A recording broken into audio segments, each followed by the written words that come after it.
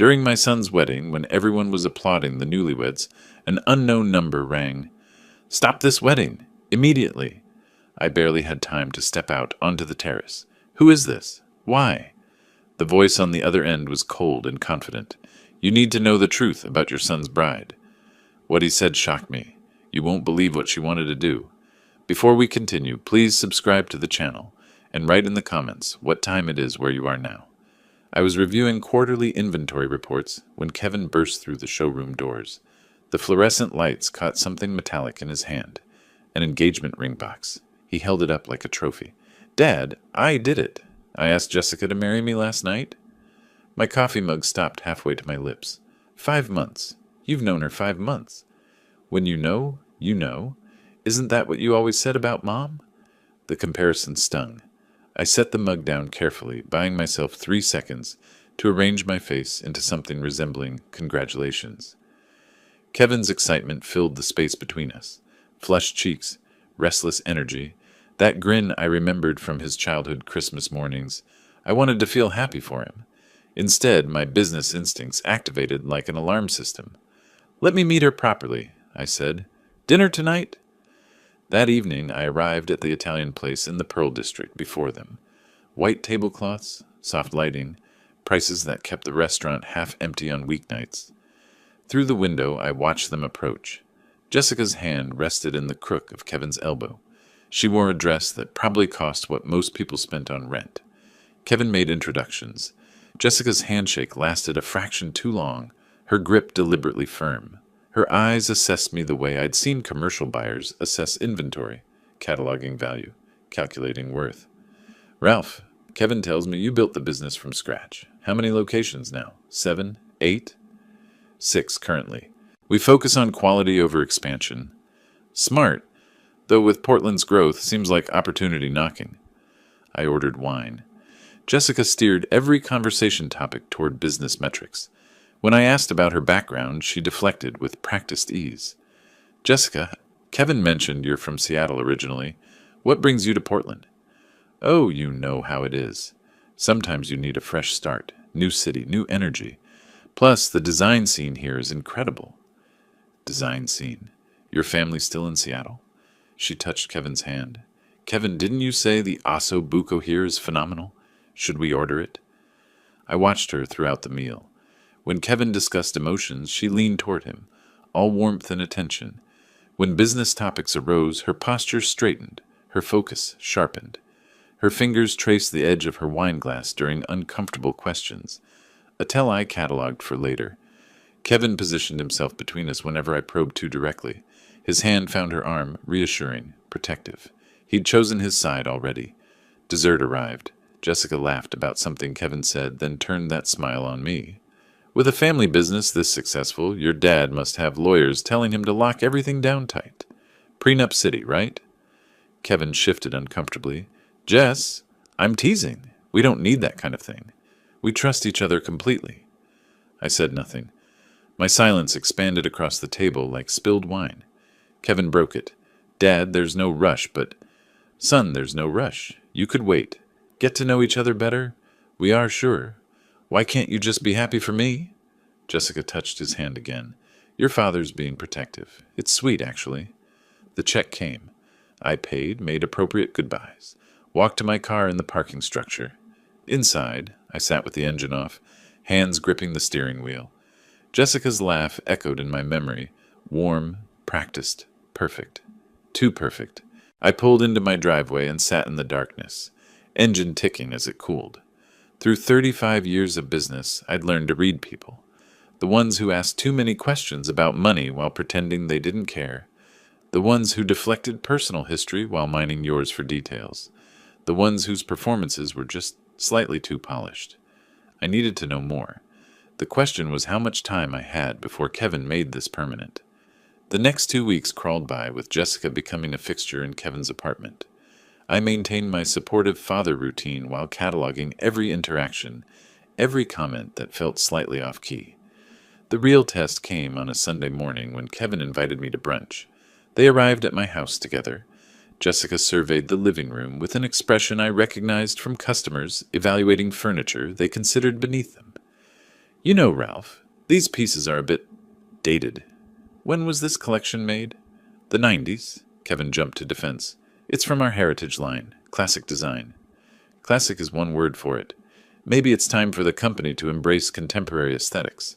Younger buyers want different things. I poured coffee with deliberate calm. Our heritage line remains our best seller.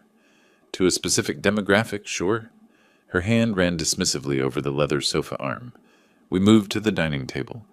Jessica picked at her food while discussing business strategy as if she'd already claimed ownership. Kevin's been telling me about the company structure. Seems like it could benefit from fresh eyes, modern management approaches. We've been successful for 35 years with our approach. 35 years is exactly my point.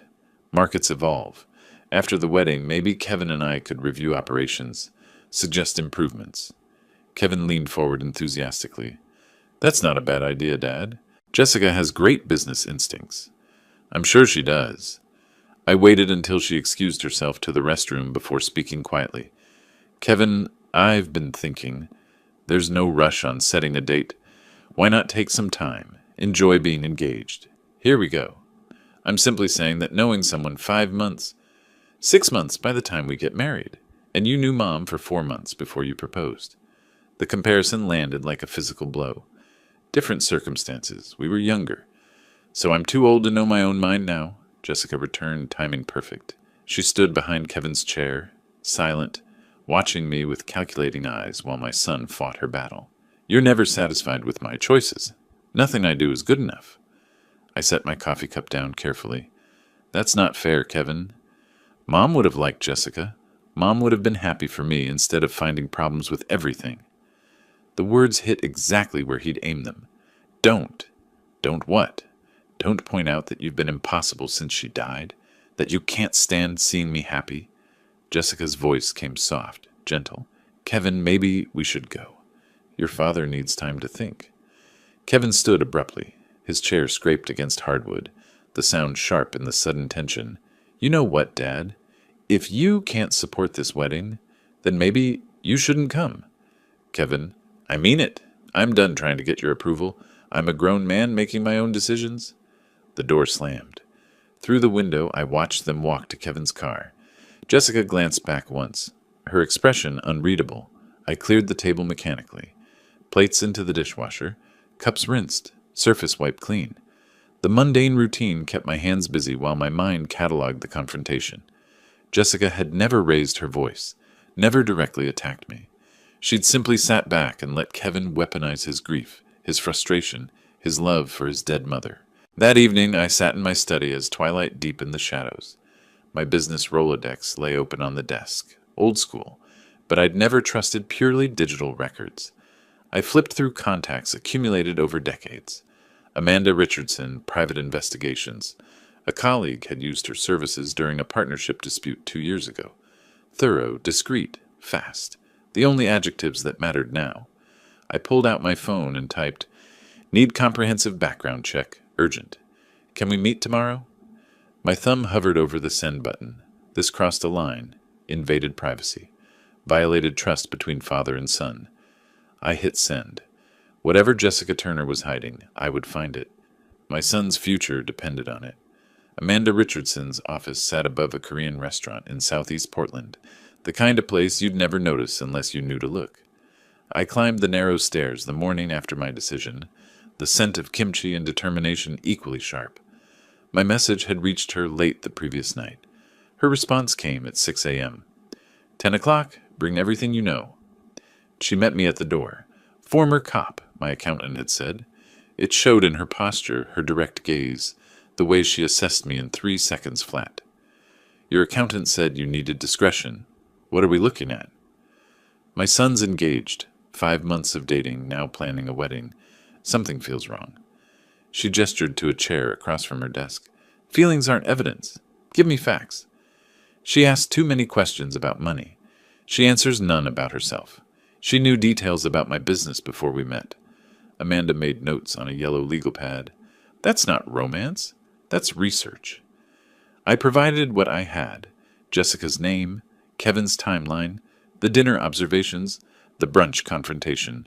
Amanda wrote everything down with the methodical precision of someone who documented worse things than my suspicions. 2 weeks minimum, she said. Maybe 3. Can you maintain normal relations with your son that long? I'll manage. The waiting was torture. I showed up to work each morning, reviewed inventory reports with Kevin, discussed spring promotion strategies. We were professionally civil, personally distant. He thought I was giving him space to plan his wedding. I was giving Amanda time to build an unassailable case. Twice during those 3 weeks, I saw Jessica at the store, playing the devoted fiancée, asking Kevin about product lines with that practiced charm. Each time, I excused myself before I said something I'd regret. Amanda sent brief updates. Found second marriage record. Located ex-husband number 1. You're going to want to sit down for this. Each message tightened the knot in my chest. Mid-April, she called. Mr. Fisher, we need to meet. Today, if possible. You found something. I found everything. How soon can you get here? 30 minutes. Bring coffee. This will take a while. I made the drive in 25 minutes. Amanda had documents spread across her desk, like a card dealer revealing a losing hand. Jessica Turner isn't her original name. She was Jessica Morrison until 2019, then Jessica Turner Morrison, then back to Turner after divorce number 2. 2 divorces. 2 divorces, 2 wealthy husbands, 2 devastated men. Want to guess the pattern? Tell me. She walked me through it systematically. Mark Morrison, restaurant owner, Portland. Married 2018, divorced 2019. Brian Turner, tech entrepreneur, Seattle. Married 2020, divorced 2023. Both rapid engagements. Both rejected prenups. Because love means trust. Both marriages ending in accusations and lucrative settlements. Amanda read from a transcript. Quote from husband number 1. She said a prenup meant we didn't trust each other. 3 months after the wedding, she convinced me to add her to the restaurant's operating agreement. 6 months later, she filed for divorce, claiming emotional abuse. I lost the business in the settlement. My hands trembled slightly, holding the pages. And the second husband? Brian Turner. Same story, different industry.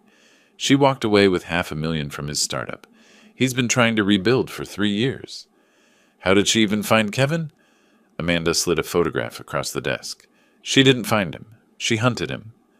The image showed Jessica outside our flagship store. The date stamp read, last November. 2 months before she'd randomly met Kevin at his regular coffee shop. She wasn't shopping. She was researching. She asked employees about the owner's family, about succession plans, about your son specifically. I leaned back in my chair, one hand covering my mouth. This was planned. From the beginning. 3 different employees confirmed she came in multiple times, asked questions, took photos. This wasn't chance. This was strategy. She handed me a manila folder thick with documents, marriage certificates, divorce decrees, testimony transcripts, surveillance reports, employee statements. The pattern was undeniable to anyone willing to see it. Is any of this provable in court? The marriages and divorces are public record. The pattern is obvious to anyone looking, but proving intent before marriage, that's harder. What would you do if this was your son? Amanda met my eyes. I'd show him everything, and I'd pray he had the sense to listen. I drove back to my store, gripping the steering wheel, the folder on the passenger seat like a loaded weapon. In my office, I locked it in the safe, the combination dial clicking with finality. 2 days I kept that folder locked away, planning my approach like a chess game where my son's future was the prize. I needed the right moment, the right setting, the right words. Tuesday evening, I texted Kevin. Need to discuss some business matters. My office after closing. His response came quickly. Fine. 7 p.m. He thought we were finally moving past our argument. He thought wrong. I pulled the folder from the safe and placed it on my desk. Manila edges aligned with the calendar blotter. Everything about this meeting would be precise, controlled, strategic. At 6:55, I heard his footsteps in the hallway. Kevin's footsteps echoed in the empty hallway at 6:58. I'd sent everyone home an hour early, told them I had paperwork to finish. The truth sat in the manila folder on my desk, too heavy for witnesses. He knocked twice, then entered without waiting for my response. The confidence in that gesture reminded me he'd grown up in these offices, back when his mother brought him here after school. You said you wanted to discuss business? I closed the door behind him. The deadbolt clicked. Sit down, son. This is important. He settled into the chair across from me, casual. If this is about the summer inventory order, it's about Jessica. His posture changed instantly. Dad, not this again. I opened the folder with controlled care, like diffusing a bomb. I need you to look at something. Just look. Then we'll talk. What is this? Marriage certificate. Jessica Turner to Mark Morrison, Portland, 2018. He leaned forward reading. She told me about Mark. That marriage was a mistake. And Brian Turner, Seattle, 2020. Divorced, 2023. She told you about him too? Silence. Okay, so she was married twice. People have pasts. You're judging her for failed relationships? I'm not judging the marriages. I'm showing you the pattern. What pattern? I spread more documents across the desk. Both wealthy men. Both rapid engagements. Both refused prenups. Both devastating divorces where she walked away with significant money. Both businesses damaged. Kevin pushed the papers back toward me. Those men probably deserved what they got. I pulled out testimony transcripts. Mark Morrison states, she convinced me adding her to the business was about partnership. 6 months after the wedding, she filed for divorce and took half the restaurant. Does that sound familiar? His face flushed. You hired someone to investigate Jessica? I hired someone to protect you. No, you hired someone to prove you right. To prove I'm too stupid to choose my own life. I slid the surveillance photograph across the desk. This is our store. Last November. 2 months before she randomly met you at that coffee shop. He barely glanced at it. So what? She shopped here. We sell furniture. She wasn't shopping. She was researching. She asked employees about the owner's family, about succession plans, about you. You're making up stories to fit your narrative. 3 different employees confirmed it. It's in the report. Kevin stood abruptly, his chair rolling backward. You can't control me anymore. I'm not a child. I remained seated, trying to project calm. I'm trying to save you from making a terrible mistake. No, you're trying to control my life because you can't control your own. You've been impossible since Mom died. Don't. Do not bring your mother into this. Why not? It's the truth. You can't stand seeing me happy because you're miserable. The words hit like physical blows. I kept my voice level. Your mother would have seen through Jessica in 5 minutes. You don't get to speak for her. You don't get to use her as ammunition. I'm using facts as ammunition. Look at the evidence. I'm looking at a father who's become a stranger, someone who'd rather destroy my happiness than admit he might be wrong. He grabbed his jacket from the chair back, movements jerky with anger. I stood, desperate to reach him before he left. Kevin, please, just postpone the wedding. Give yourself time to verify. Verify what? Your paranoid theories? Your paid investigator's gossip? These are court documents, public records, testimony from, I don't care. Jessica and I are getting married in 6 weeks. You can either support that or you can stay away. Son, I mean it, Dad. If you can't be happy for me, don't come to the wedding. Don't call. Don't interfere. I'm done. You're making a mistake that could cost you everything. His hand was on the doorknob. The only mistake I made was thinking you'd changed, thinking you could let me be my own person. I love you. That's why I'm doing this. No, if you loved me, you'd trust me. The door slammed. The windows vibrated. Then silence. I stood there for several seconds before sitting down heavily.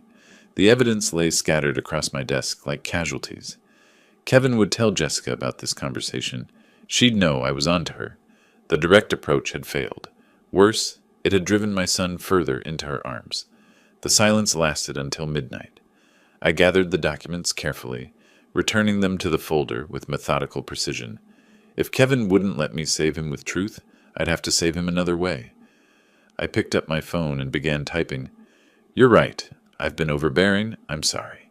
If Jessica makes you happy, I'll support your decision. Let's talk about the wedding. The words tasted like ash, but chess players sometimes sacrifice pieces to protect the king. I hit send. Wednesday morning, I had an appointment scheduled with an attorney named Stephen Grant. If Kevin wouldn't end this engagement, I'd make sure Jessica couldn't destroy him when the marriage inevitably failed. A week of silence felt like a year. We passed each other in the office hallways with the careful distance of strangers, exchanged necessary emails about inventory and vendor contracts, maintained the fiction that Fisher's Fine Furniture could function with its two leaders barely speaking. By Friday, the tension had become unsustainable.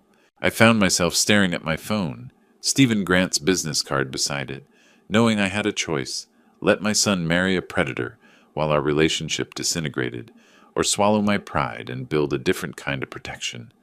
I picked up the phone, put it down, picked it up again. Finally, I sent a text. "Kevin, can we talk? My office?" His response took 20 minutes. "Fine, 5 o'clock. He arrived with defensive body language, arms crossed, standing rather than sitting.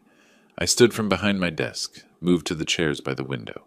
Different positioning than our last conversation in this room, different outcome needed. "Thank you for coming. I know this week has been difficult. If you're going to lecture me again, I'm not. I'm here to apologize." Silence. His arms stayed crossed, but I saw the surprise. I was too harsh. Maybe I was wrong. "Dad, I didn't mean—" "You meant it, and you might be right. I've been holding on too tight, trying to protect you from everything. About your mother, about me being unable to let go." Kevin's posture softened slightly. "I just want to make my own choices." "I know. And Jessica is your choice. I need to respect that." He uncrossed his arms, still didn't sit. "So you're saying you accept Jessica now?" "I'm saying everyone deserves a second chance, including me, to get to know her properly, without suspicion clouding everything. That's all I've been asking for. I want to be at your wedding, son. You're the most important person in my life. I won't let my fears cost me our relationship." He sat then. His eyes were wet. "That means everything to me." I let the moment breathe, then shifted gears carefully. "There is one thing I need to ask. It's not about trust. It's about business practice." Tension crept back into his shoulders. "What?" "A prenuptial agreement. Standard protection for family businesses. My attorney has been advising it for years, regardless of who you married. Jessica isn't after our money. Then she'll understand it's just paperwork. Protection that benefits both of you. If your marriage is strong, and I'm sure it will be, you'll never need it." Kevin studied my face. I kept it open, honest, reasonable. "You're really okay with this wedding?" "I'm okay with your happiness. If Jessica makes you happy, that's what matters." "Then I'll talk to her about the prenup. But I'm sure she'll agree. She's reasonable about business matters." "I'm sure she is. When's the date?" "Early June.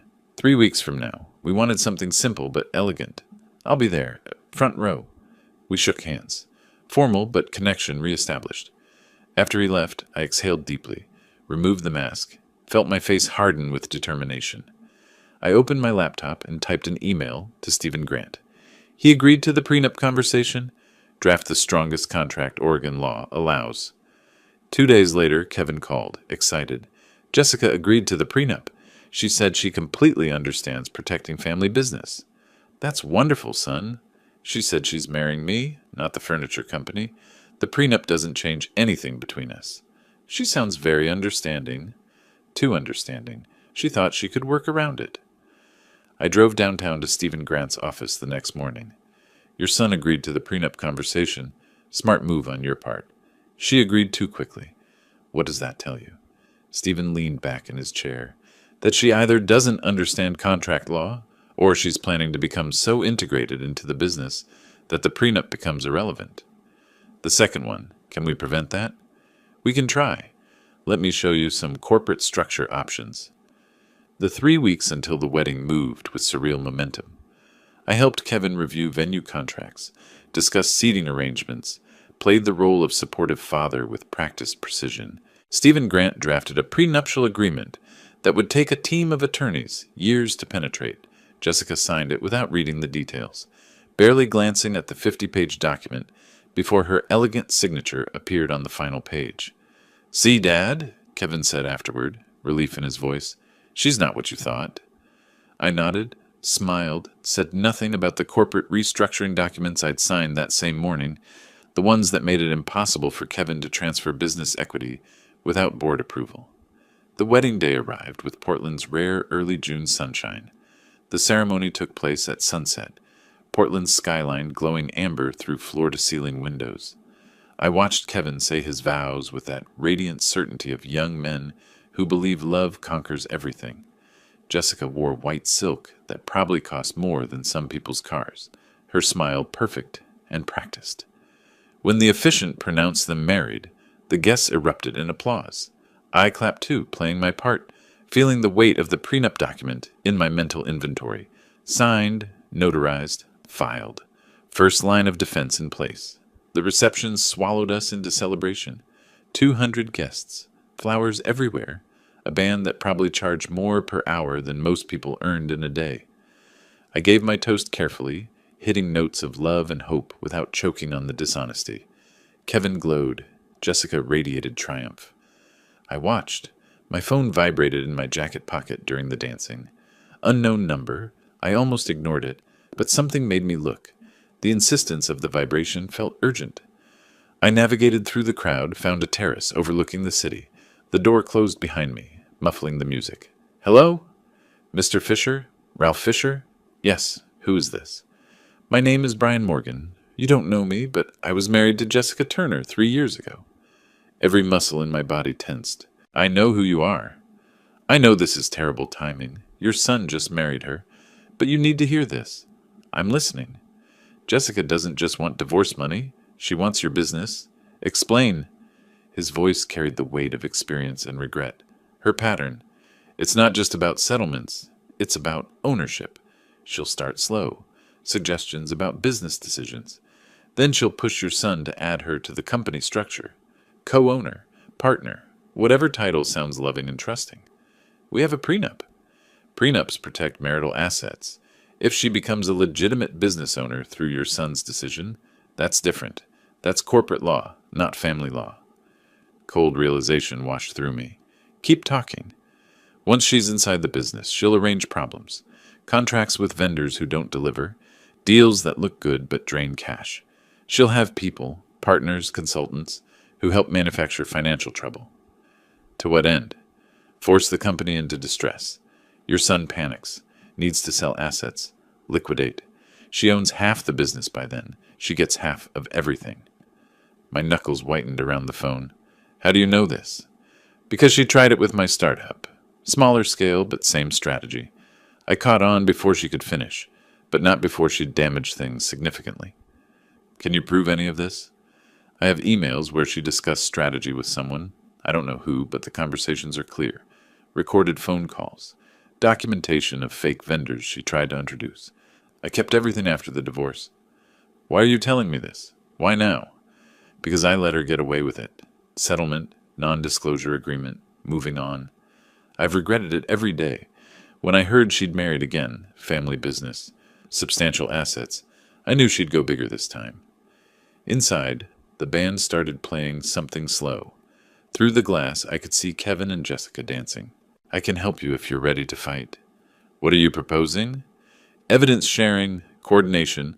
I testify if needed.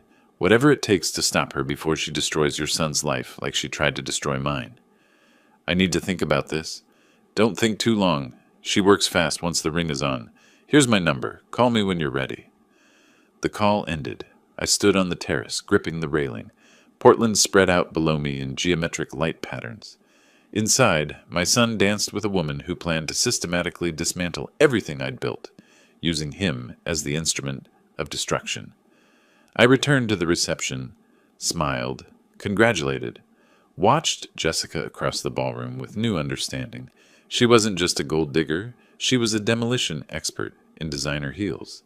She caught my eye, raised her glass, smiled. She thought that she'd already won. I stayed until the last guest left, embraced Kevin while Jessica watched with that triumphant smile. The drive home took me past downtown Portland, past Stephen Grant's law office where the prenup waited in fireproof filing. Useful, but insufficient. Brian's voice played on loop. She'll arrange problems. Contracts that don't deliver. Deals that drain cash. Jessica wanted to destroy my business from the inside, using my son as the key. She'd calculated her approach perfectly, except for one variable. I pulled into my driveway and sat in darkness, phone in hand, Brian's number on screen. He'd offered evidence, coordination, testimony. an alliance between victims, past and future. I opened my contacts. Stephen Grant, Amanda Richardson, Brian Morgan. Tomorrow we'd begin building something Jessica had never faced before, a coordinated defense that would become an offense. She'd declared war on my family. She just didn't know I'd found her battle plans. I texted Brian, "Tomorrow, my office, 9 a.m. Bring everything." His response came instantly. "Ready." Sunday morning arrived with the kind of clarity that follows sleepless nights spent planning war. Kevin and Jessica had left at dawn for a week-long honeymoon along the Oregon coast. Cannon Beach, she'd mentioned. Somewhere romantic and isolated. Perfect. I needed them gone while I assembled my team. At 9 a.m. sharp, I unlocked my office door to find Brian Morgan already waiting in the parking lot, a leather messenger bag slung over his shoulder like ammunition. "You made good time. I've been carrying these files for 3 years, waiting for a reason to use them. This is that reason." "Show me everything." He opened the bag. Documents spilled across my desk. Emails printed and highlighted. Text messages. Annotated timelines. I picked up the first page and began reading Jessica's own words. "Once he adds me to the LLC, we can start introducing the contractors. 3 months of bleeding cash. Then suggests selling the flagship location." I looked up at Brian. She wrote this to someone. Her friend Danielle, I think. I never got a last name, but they discussed tactics openly. "This is premeditated fraud." "Yes, but proving it before she acts is the challenge. This evidence shows intent, not execution. Intent is enough if we're prepared when she makes her move." Brian played an audio recording on his phone, Jessica's voice discussing consultant networks, timing strategies, asset liquidation targets. My hands shook slightly as I took notes. "I need Mark Walter's number." "Your first husband?" "Yes. If the pattern's real, he'll confirm it." 20 minutes later, I had Mark on the phone. "Mr. Walters, my name is Ralph Fisher. Brian Morgan gave me your number. My son just married Jessica." A heavy sigh came through the line. "I'm sorry to hear that. I need to know what happened with your restaurant. How much time do you have? Because the answer is everything. She happened to everything." He told me his story. 6 months after the wedding, she'd convinced him to add her as co-owner. Partners in life, partners in business. Within a year, mysterious consultants had recommended disastrous expansions. Suppliers delivered inferior product at premium prices. The business hemorrhaged money. She filed for divorce, claimed half, forced him to sell. "Do you have documentation?" "Business records, divorce decree, consultant contracts, all of it. If you're building a case, I'll help." After lunch, I drove downtown to Stephen Grant's office. Brian met me there. We spread everything across Stephen's conference table. 3 men representing 3 chapters in Jessica Turner's predatory career, united by determination that there would be no 4th victim. The prenup protects marital assets, but if Kevin voluntarily makes her a business owner, we're in different legal territory. Can we prevent him from doing that? We can restructure the company so he can't act unilaterally, require board approval for any equity transfers or ownership changes. Do it, today, if possible. Already drafted. You'll need to sign and we'll file with the state immediately. I looked at the documents. Kevin will ask why the sudden corporate changes. Standard business practice. Growing companies formalize governance structures. You can present it as preparing for future expansion. Brian leaned forward. He won't question it until Jessica tells him to. By then it'll be too late. The structure will be locked. Stephen pulled out another file. If she tries this, if she gets caught attempting fraud, can we end the marriage? Oregon allows annulment for fraudulent inducement.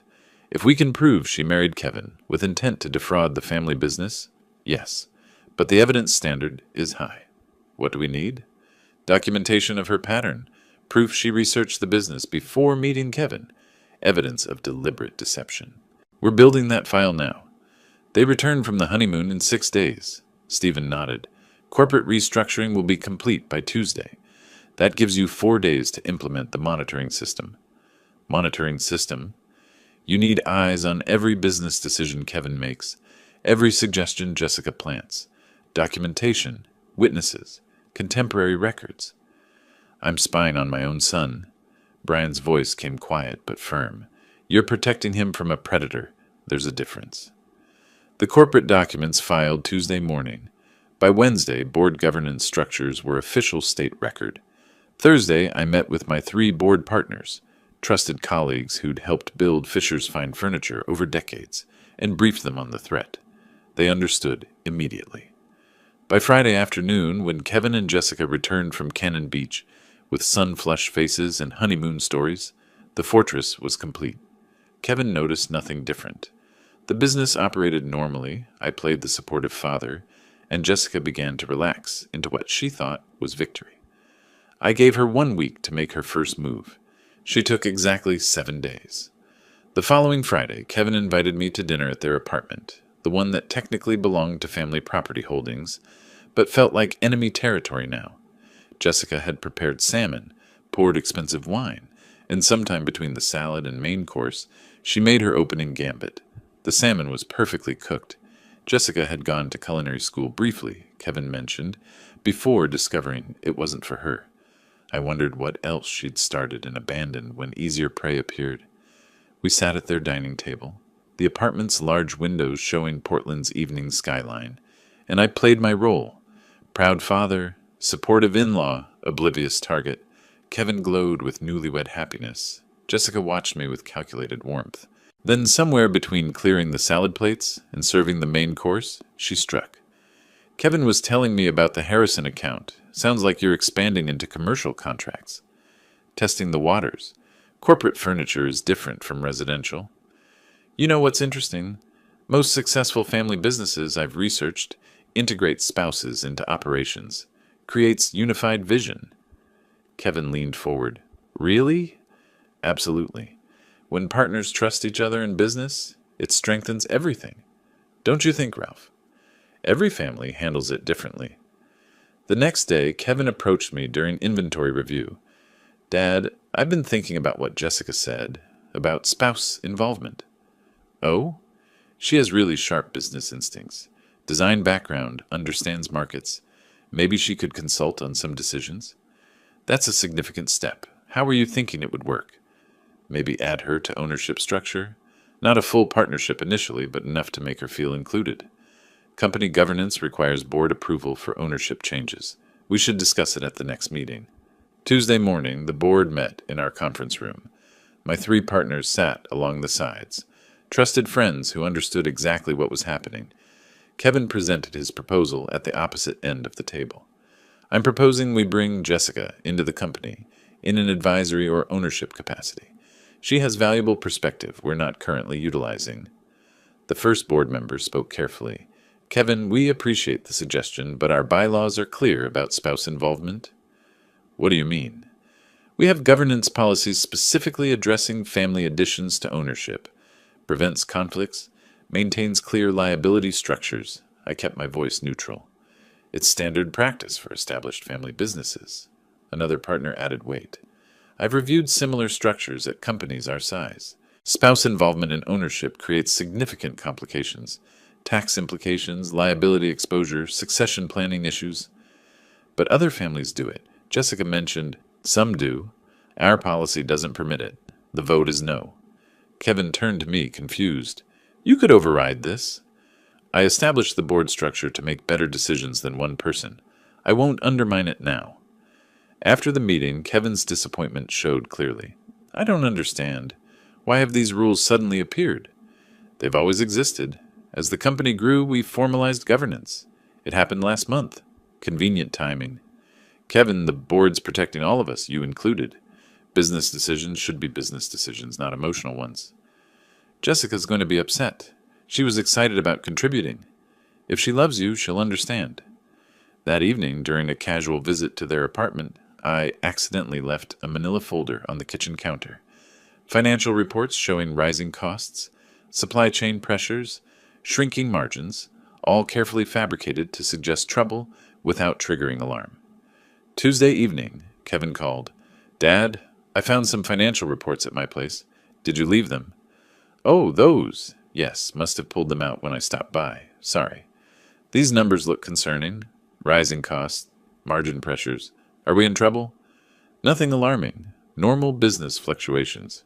We're adjusting. Jessica saw them. She's worried the company might not be as stable as she thought. Internal satisfaction flooded through me. Tell her not to worry. We've weathered worse. Over the next 2 weeks, Jessica's suggestions became demands.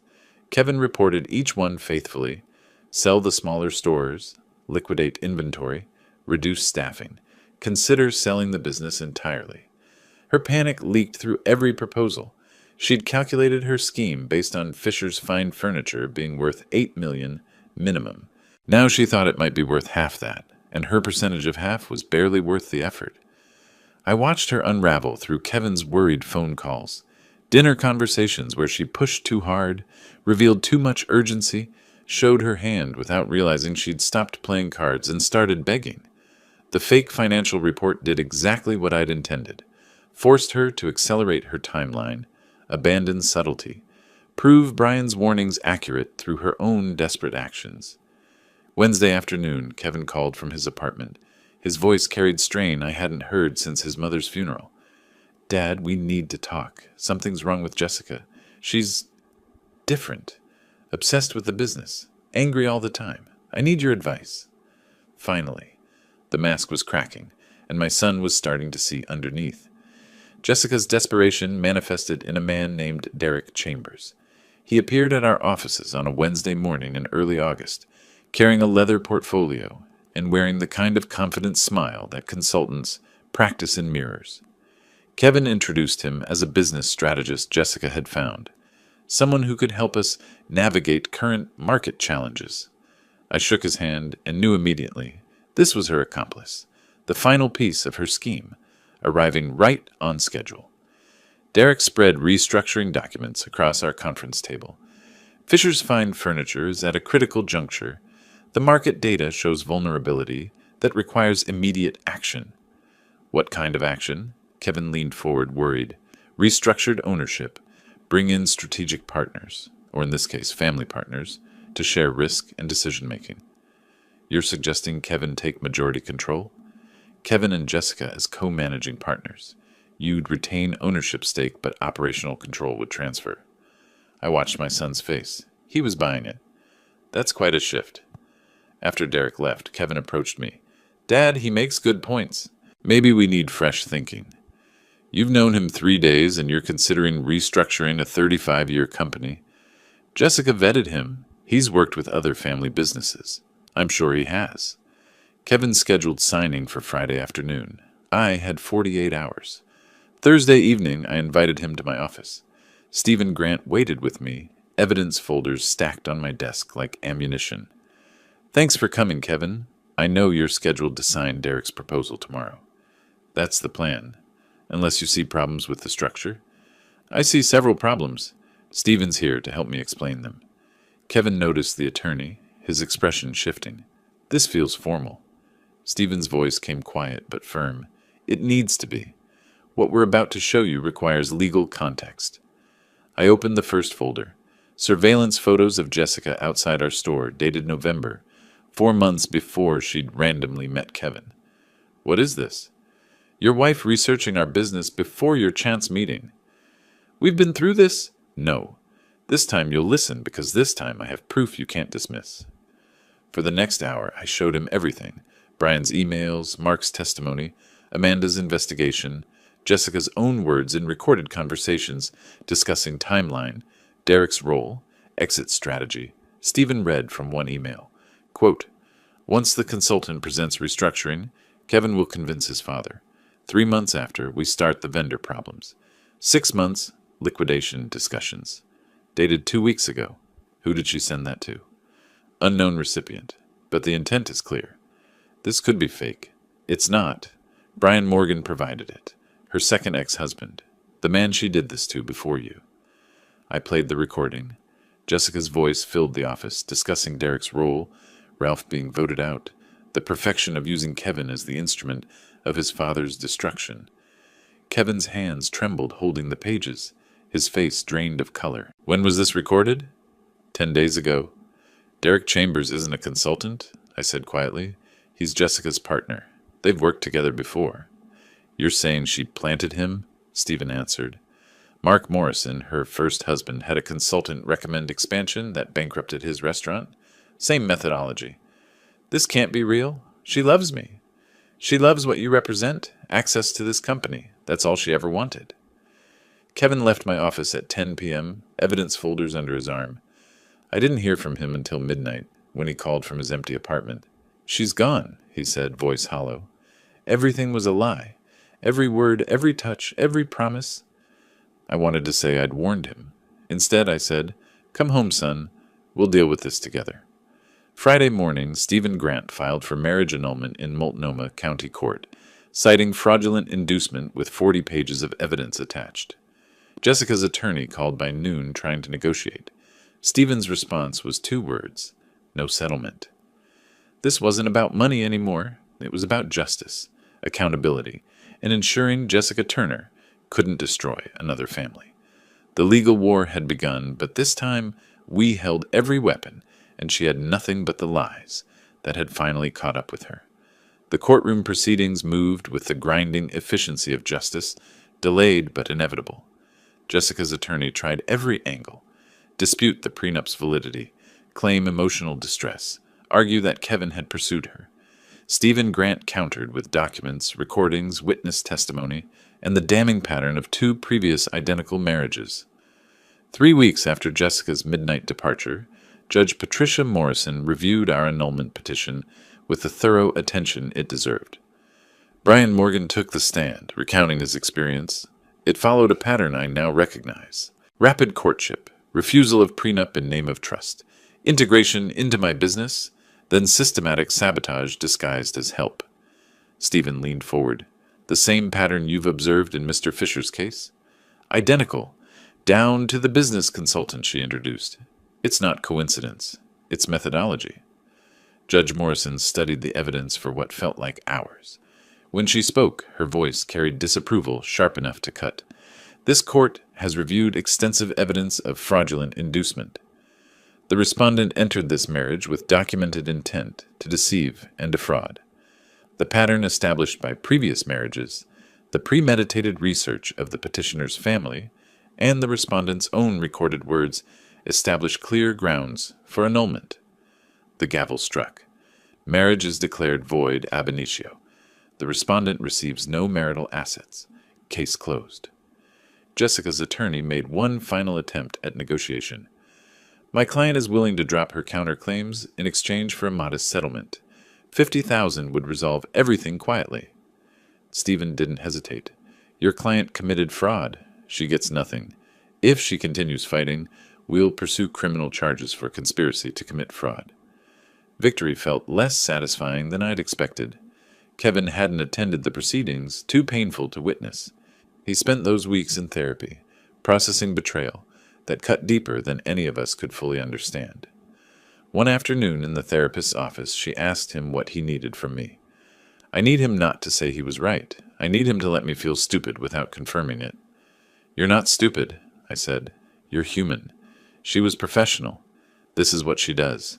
I should have listened to you. I should have found a way to reach you better. We both made mistakes. Recovery wasn't linear. Some days Kevin barely functioned. Other days he threw himself into work with intensity that worried me. But gradually something shifted. He began seeing the business differently, not as obligation or inheritance, but as something worth understanding, worth building, worth protecting. Late one evening I found him at his desk, surrounded by expansion proposals. You've been here until midnight 3 nights this week. You don't have to punish yourself with work. I'm not punishing myself. I'm finally understanding what you've been building. The customers, the craft, the relationships. It matters. You're seeing the business differently now. I'm seeing everything differently now, including how much I took for granted. September arrived with Kevin proposing something ambitious.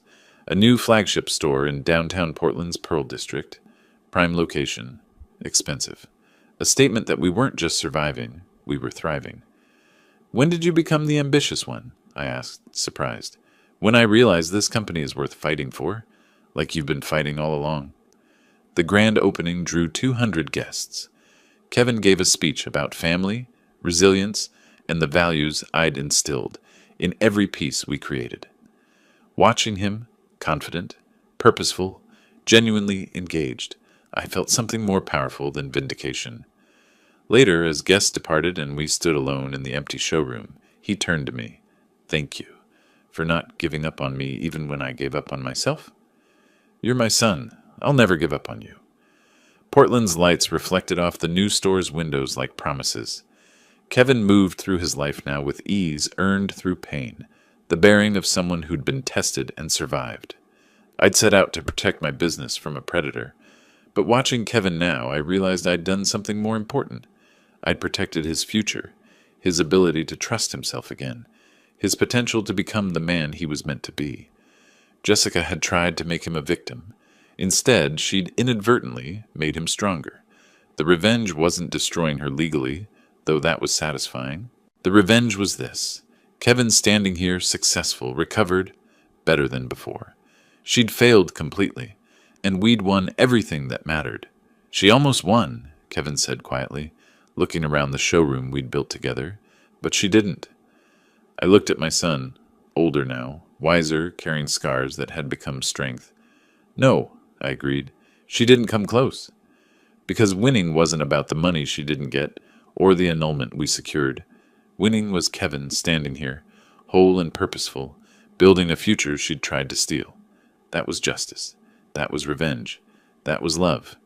If you like this story, please like this video, subscribe to the channel, and share your impressions of this story in the comments. To listen to the next story, click on the box on the left. Thank you for watching.